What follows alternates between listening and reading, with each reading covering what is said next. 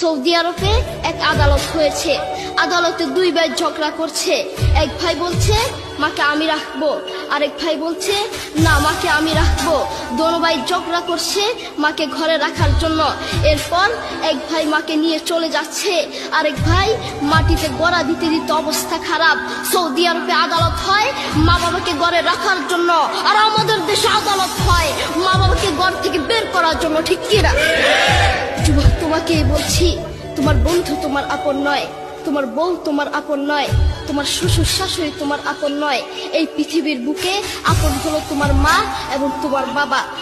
Corona আসার পরে প্রমাণ করে দিয়েছে কে আপন। এক মেয়ে তার মাকে ফোন করে বলছে, মা আমার স্বামীর করোনা হয়েছে।